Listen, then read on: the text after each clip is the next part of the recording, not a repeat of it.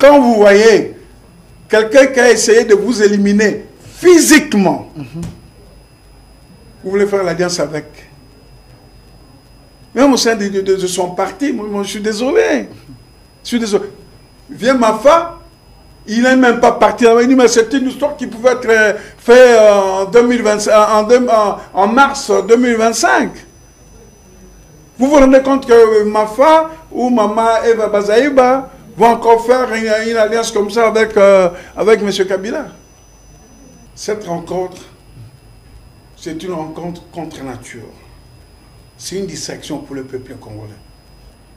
Les gens croient aujourd'hui, les 32 ans de Mobutu, 18 ans de Kabila, et ils veulent que Tshisekedi puisse porter ça. C'est de la malhonnêteté.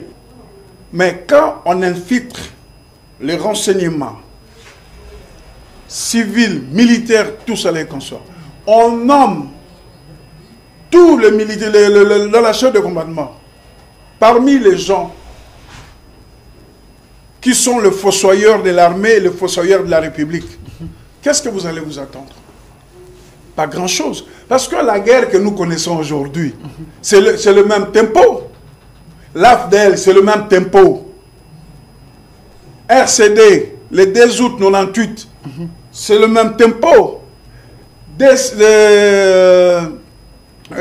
CNDP, Kundabantoari, c'est le même tempo.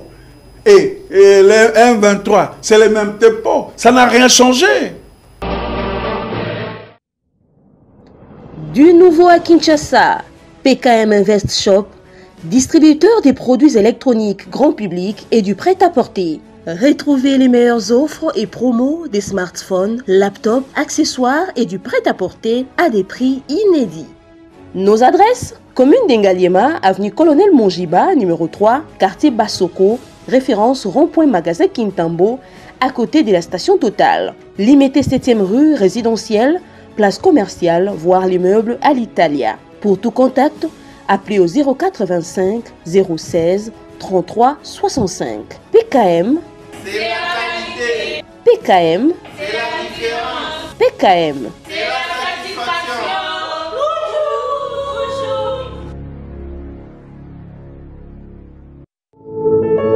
Puisque nous sommes tous Congolais, nous n'avons qu'une seule nation, la République démocratique du Congo, notre patrie.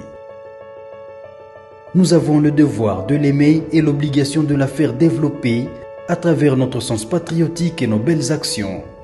Chers patriotes, il est temps. Rejoignez-nous dans la campagne citoyenne et éducative de sensibilisation sur le changement de mentalité.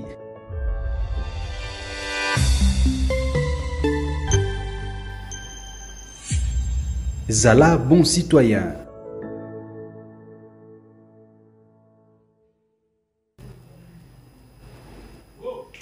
Soyez le bienvenu, fidèles téléspectateurs Mbote Nabino Bomesana Koulandabiso en direct sur notre chaîne YouTube au Centre TV et Delcas Télévision. Aussi, vous nous suivez sur 10e rue Télévision et d'autres chaînes qui nous accompagnent. On vous avait promis aujourd'hui la présence de M. Isaac Bakoukou, lui qui est de l'Union Sacrée. Il est également administrateur gérant de Sodapco. Il est ici avec nous.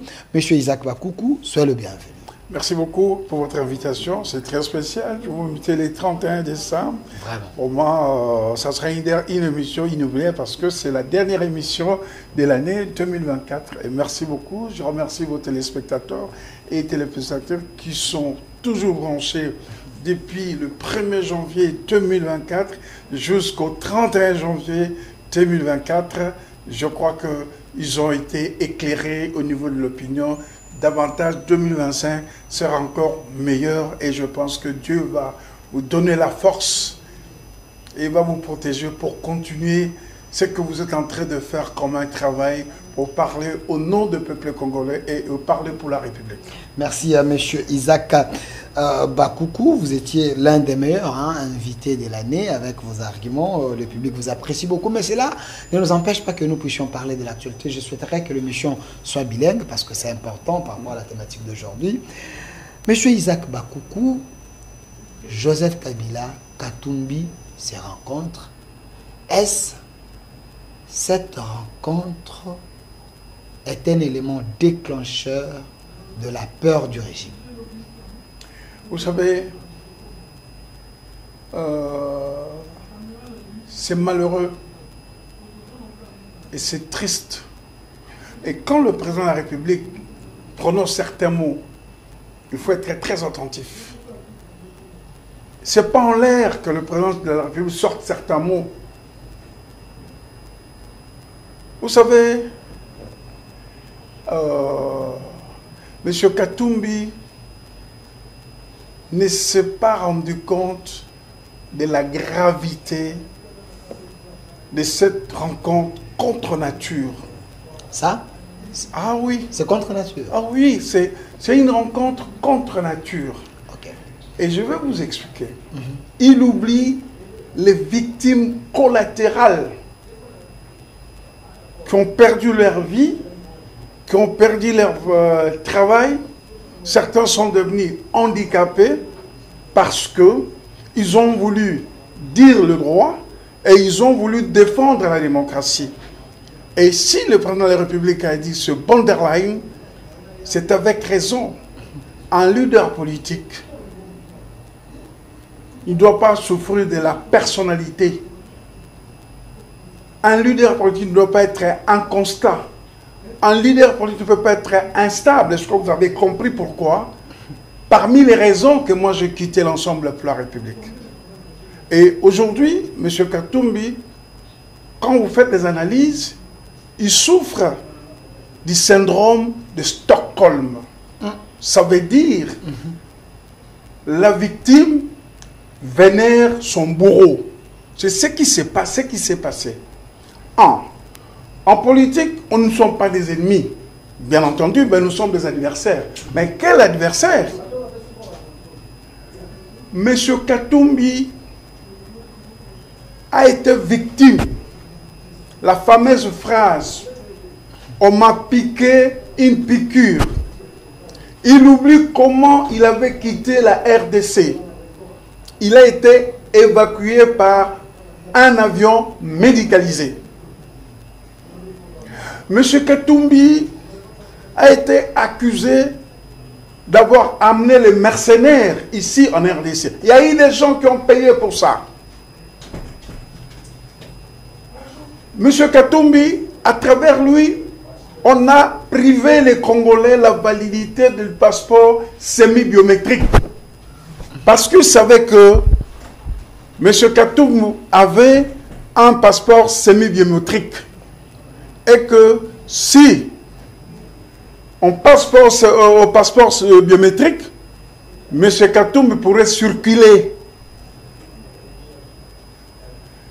4.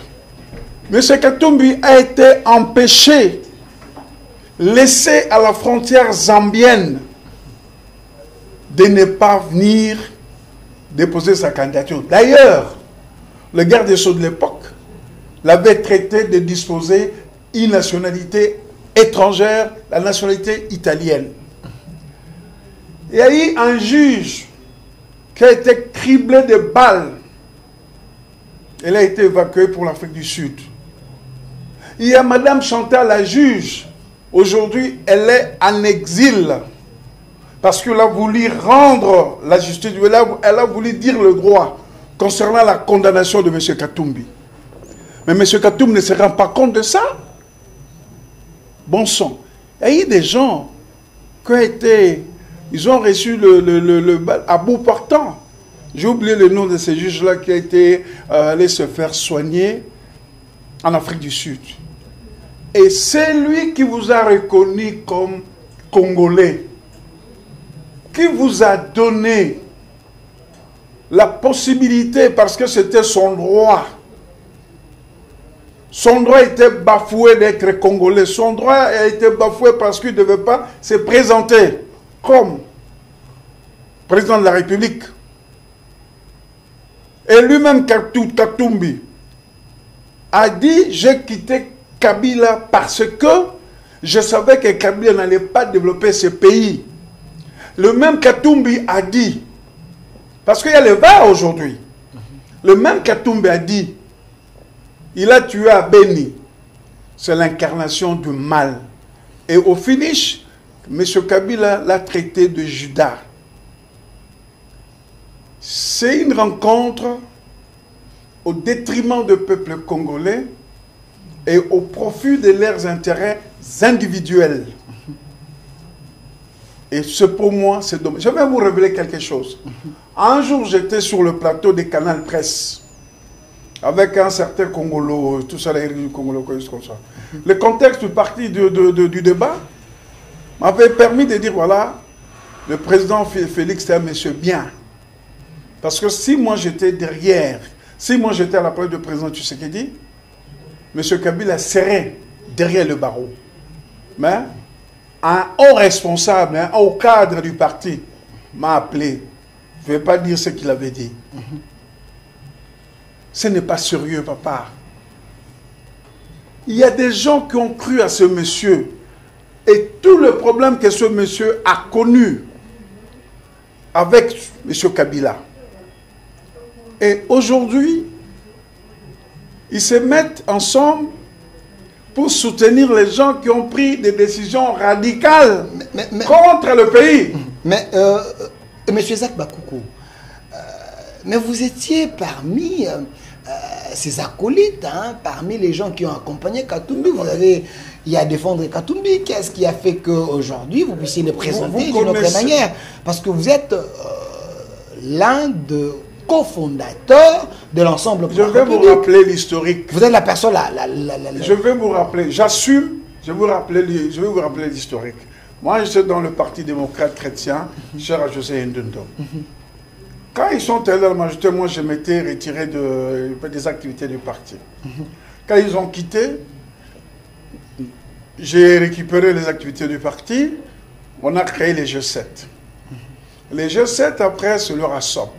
Les RASOP, le président Félix, c'est le président, Pierre Lumbi, c'est le vice-président, tout cela. Moi, j'étais chargé, secrétaire national, chargé de relations avec le parti Amis et Frères, raison pour laquelle j'ai eu des contacts aussi avec le président de RASOP de l'époque. Vous comprenez? Et puis, nous avons créé la Mouka. De l'autre côté, nous avons créé ensemble. Je suis un homme de principes et de convictions. Je n'étais pas le décideur. J'ai subi les choses. Et quand on a intégré l'Union sacrée, j'avais fait un ouf de soulagement. Au moins, ils ont compris. Parce que moi, j'ai toujours été dans l'opposition. C'est la seule fois que je suis du côté du pouvoir quand nous sommes allés à l'Union sacrée avec l'ensemble pour la République. Mais nous ne sommes pas des moutons. Vous rendez les choses comme ça. Nous autres, nous pouvions sortir après 18 h, vous devez être à la maison. Je restais là où j'étais, parce que j'étais le communicateur. Il n'y a pas quelqu'un qui a vendu l'ensemble et qui a vendu Moïse Katumbi à l'époque comme moi. Il n'y en avait pas. Quand on était dans Rassop, tout ça les consomme. Vous comprenez? Alors, des situations pareilles, on ne peut pas accepter. Ils se rencontrent, ils se disent des choses et ils terminent en disant mais cette situation a amené les autres. Mais qui a déstructuré ces pays? Mais M. Isaac Bakoukou, si vous dites que c'est Katumbi et Kabila qui ont détruit ces pays, mais Kabila a travaillé avec Tshisekedi, Katumbi également a travaillé avec Tshisekedi, donc vous avez détruit ça ensemble, M. Isaac Bakoukou. Attendez. Je dis qui a déstructuré ces pays, son administration et son armée. C'est qui? Tu sais qu'elle a travaillé avec Kabila 2 ans. Kabila fait 18 ans. Il ne faut pas dire que quelqu'un qui a travaillé... Et ça n'a pas fonctionné parce que la manière de travailler, personne ne l'acceptait. Parce que moi, je vais toujours paraphraser le défunt cardinal Monsengo. Au sein de ces gens-là, ils pensaient que la République était l'héritage que leurs parents, une plantation que leurs parents leur avaient léguée et ils ne pouvaient pas se permettre de tout. Aujourd'hui, il y a une petite purge, moi je veux que ça doit être davantage au niveau de l'armée. Qui a déstructuré notre armée? L'infiltration, les traîtres, tous les meilleurs officiers formés à l'époque de phase, où sont-ils? Les derniers Mamadou Namdala. Ils sont déjà fatigués. Bah, voilà. Fatigués, voilà. mais Donc, si vous regardez... Ils sont morts sous le régime de 18 ans de M. Kabila. Parce qu'il fallait éliminer le fort pour affaiblir l'armée congolaise. Tout le monde a dit, l'armée congolaise... Mais papa, l'armée congolaise a une histoire. Tu peux poser la question aux enfants, peut-être ils ont oublié Gambela, Birmanie, Assosa. C'est quoi? Ce sont les victoires de la force publique congolaise. Le Rwanda, qui a retiré le Rwanda sous le joug de l'armée allemande? C'est l'armée congolaise. Vous dites? Et, oui. Selon l'histoire? Bah oui. Qu'est-ce que vous croyez? Votre propre histoire à vous? Non, c'est pas mon... Non. Non. Okay. C'est l'histoire du Congo, c'est l'histoire de l'armée congolaise. Vous savez, c'est ça l'histoire de l'armée congolaise. Les batailles, la Sosa, Birmanie, tout ça là. Mais même la force publique... mais le Rwanda était... Le Rwanda et le Burundi étaient les provinces de la RDC. Bah oui. Mais c'est pas ce que Kagame dit. Oui. Kagame c'est. J'avais suivi Kagame avait dit on avait mal partagé l'Afrique. Il y a des terres rwandaises qui sont au Congo. Kagame sait comment il a fui quand le 311e bataillon commandé par le général Mayele fait apparition à Kigali. La bande d'Aouzou, tu connais la bande d'Aouzou? 36e parallèle.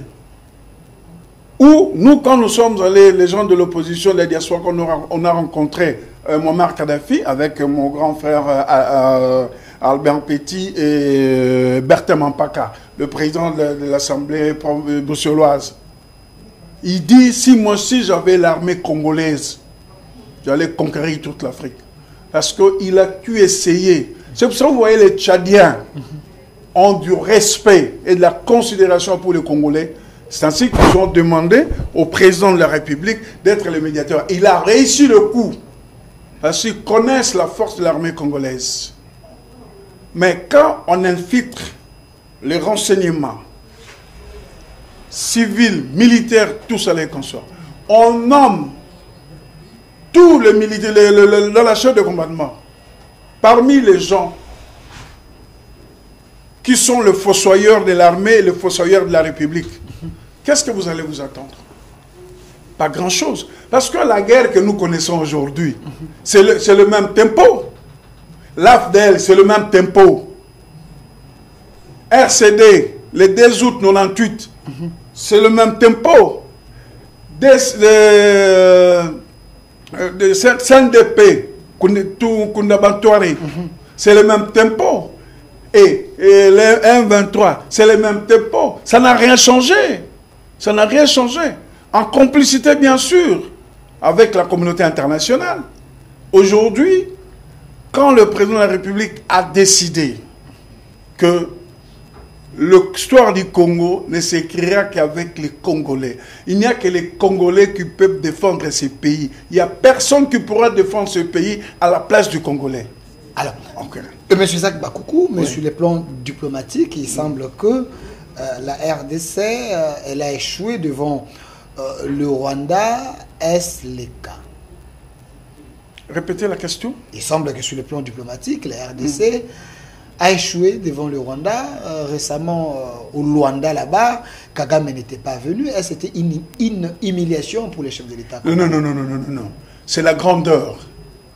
C'est la grandeur. Vous savez, en diplomatie, il faut apprendre et savoir comment respecter ses engagements. La politique des chaises vides incombe à l'absent. Parce que je peux refuser quelque chose, mais je suis là pour faire entendre. En fait, Kagame et ses acolytes croyaient que les tempos de l'époque de Kabila continuaient, c'est-à-dire on fait des accords, les brassages et partage du major. C'est fini cette histoire. C'est terminé. Nous avons honoré notre engagement et honoré le médiateur Lorenzo et honoré la communauté internationale qui tenait mordicus Washington, Berlin, Paris, Bruxelles, Londres. Il faut le processus du Luanda aboutissent. Aujourd'hui, les capitales que je citais sont exaspérées. Et c'est pour ça que vous voyez, la donne a changé. Parce que les Congolais ne doivent pas, ou les Congolais ne doivent pas continuer à subir parce qu'ils sont Congolais. Parce que Dieu a fait que nous soyons des Congolais. Même les gens qui cachaient, qui ne voulaient pas citer, ils ont cité. D'ailleurs, je remercie l'ambassadrice des États-Unis aux Nations Unies, comment il a ramassé le membre du Conseil de sécurité et il les a cités. Un chat, c'est un chat. Alors, certaines personnes pensent que si vous suivez le langage des États-Unis et autres là, c'est une manière de nous endormir pour que nous puissions penser que nous sommes avec eux du moment qu'ils sont en train de permettre que les Rwanda et le M23 d'avancer. Si vous avez suivi même France 24 et TV5, vous allez voir que leur manière de dire, de décrypter, ils sont en train de dire que le M23 avance. Non, vous savez, ce qu'il a oublié, il ignore que rien ne peut se faire en Afrique centrale sans la RDC. Rien ne peut se faire en Afrique de l'Ouest sans la RDC. Et aujourd'hui, la RDC tire les gens. Ils voient que la RDC, c'est le centre, comme Fanon avait dit. La RDC a la forme, l'Afrique a la forme des revolvers, dont la gâchette se trouve en RDC. Les mensonges, c'est fini. C'est fini. Maintenant, on tombe dans la réalité. Vous ne pouvez pas avoir le coltan du Congo sans passer par le Congo. Le plutonium du Congo sans passer par le Congo. Mais ça se faisait aussi à l'époque des Kabila. Vous pensez à l'époque des Kabila, ça se faisait comme ça avec Code Minier.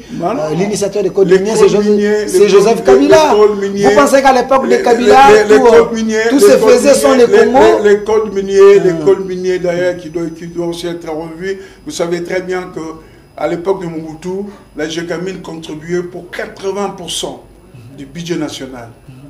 On a disséqué, on a, comment dirais-je, on a déshabillé la GECAMIN.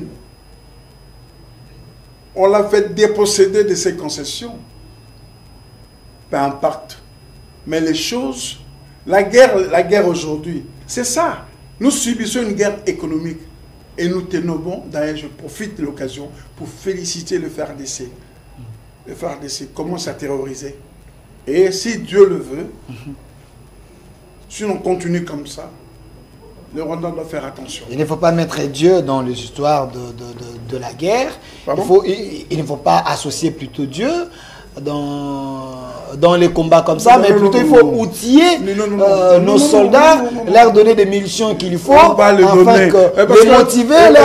Et puis quand moi, ils doivent avoir l'air sobre. Quand j'entends les gens dire que non, il y a les sociaux, il y a des gens de mauvaise foi qui refuseraient qu'un Congolais mange du matin au soir.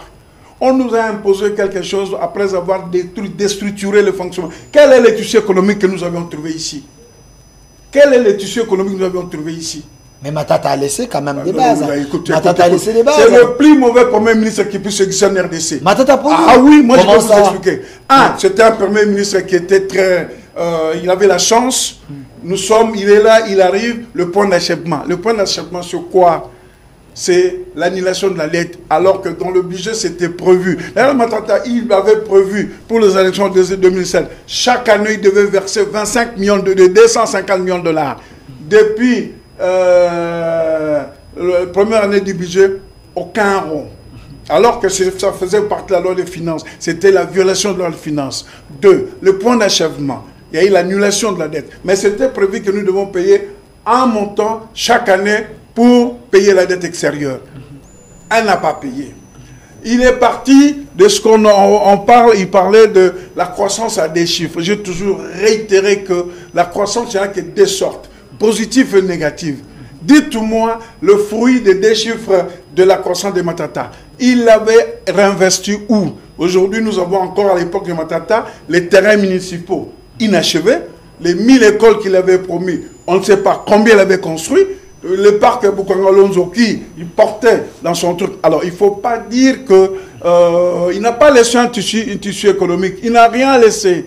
Il n'a rien laissé. Alors, le chef de l'État, à la fin de l'année, les gens devaient quand même être contents. Et aujourd'hui, j'apprends qu'il y a même les députés nationaux, ils ne sont pas payés jusqu'aujourd'hui. Mais ils ne sont pas payés jusqu'aujourd'hui. Mais c'est la période la plus difficile que nous traversons dans notre pays, en complicité de certains fils et filles de ce pays. Vous savez combien la guerre coûte à la République? Ne soyons pas aveugles. Ne soyons pas inconscients. En dehors du Rwanda, AFDC et l'M23, il y a d'autres miliciens. AFDC? Non, le truc de Nangala. AFC. AFC, le M23 et le Rwanda. Quand vous citez AFDC, il y a les vieux désolé, c'est un lapsus de l'AFC. Bon, ok. Et en dehors de ça, il y a d'autres miliciens. Vous savez combien coûte un Sukhoi? Parce que ce sont des trucs... Parce que les gens croient aujourd'hui, les 32 ans de Mobutu, 18 ans de Kabila, et ils veulent que Tshisekedi puisse porter ça. C'est de la malhonnêteté. Je vais vous donner un exemple. Gouverner, c'est prévoir, il ne faut pas pleurer. Non. Il ne faut pas pleurer, il ne faut pas pleurer.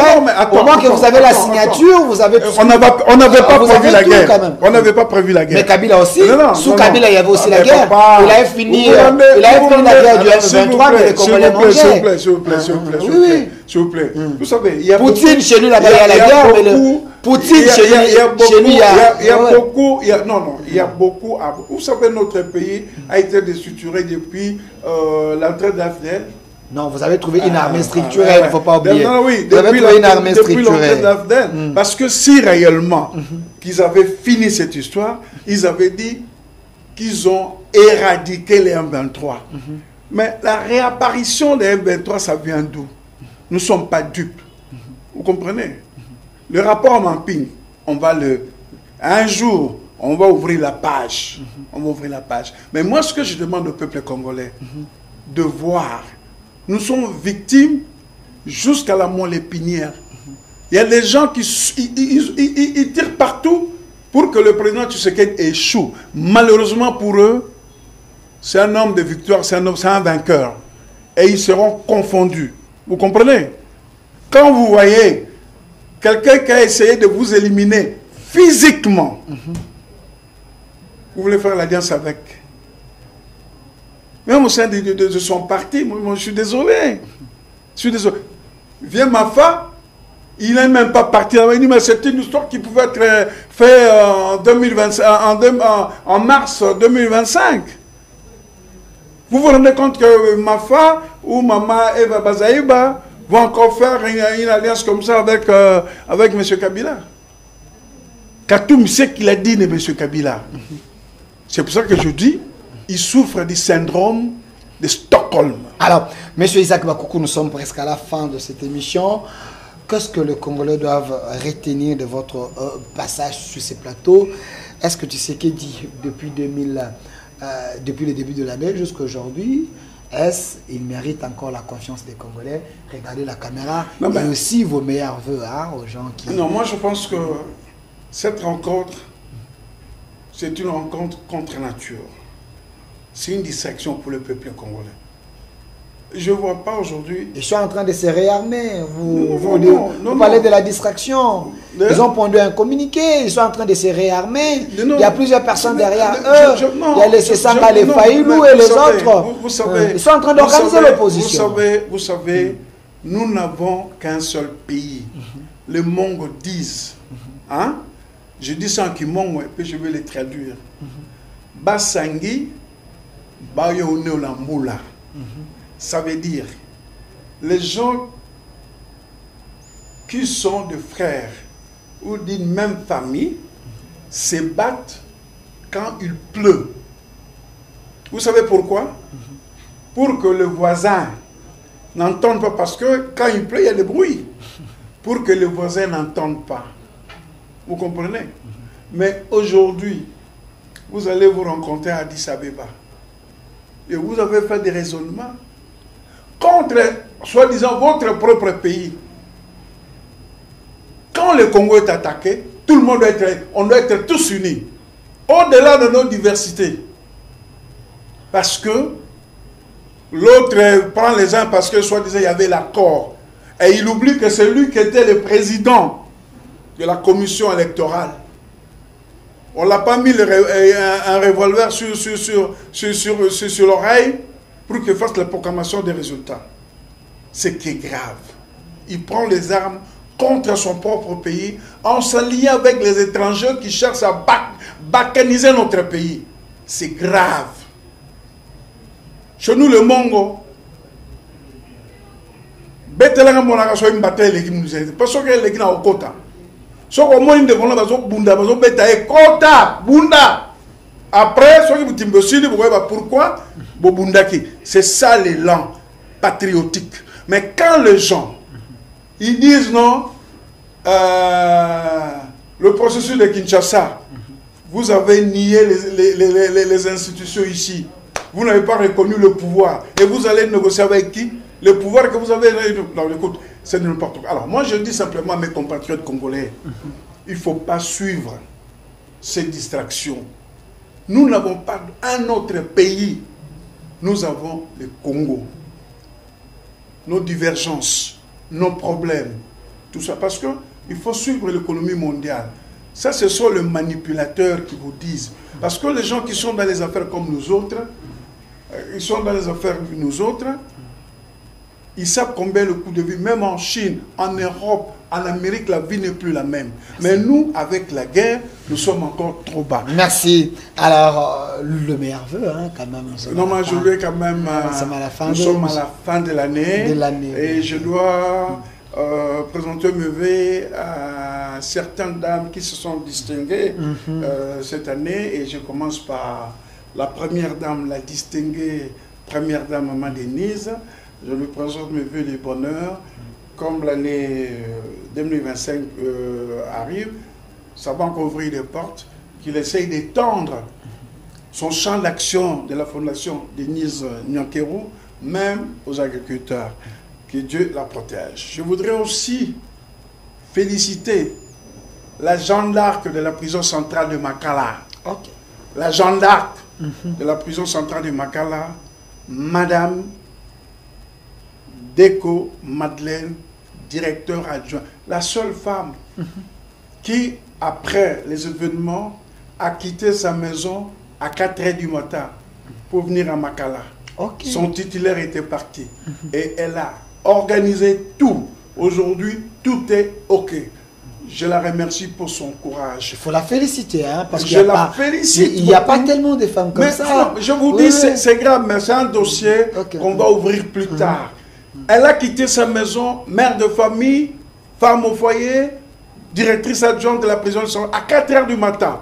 Et depuis ces jours-là, jusqu'à il y a 3-4 jours, cette dame, son bureau était détruit, les greffes étaient détruits, tout était détruit. Et avec, bien entendu, l'appui du ministre et de sa directrice, Mme Lydia, des services pénitentiaires de la République, aujourd'hui, si vous allez à la prison de Makala, ce serait pas tout le monde à son bureau. Et je dis, je félicite le courage de cette dame. Ce sont des âmes exceptionnelles qu'on peut trouver, travailler dans le milieu carcéral. Je l'ai connue là-bas, je l'ai pris comme une assistante sociale, comme une psychologue, et vraiment une dame de cœur. Et pour terminer, je voudrais féliciter et encourager ma MDG, elle se reconnaît, la patronne des AVC Consult, Madame Janine Yanga. Elle est parmi les 100 femmes entrepreneurs influentes de la RDC,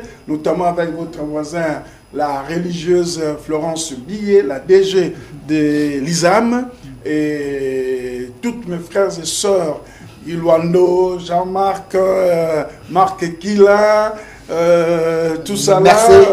Merci. Et tout ça là. Merci. Et le gouverneur Bobo Boloko. Merci. Et mes frères Jean. Je les salue aussi. De Bandaka, de Bolomba, de Ingende, de Lukolela, Makanza, Bassankoussou.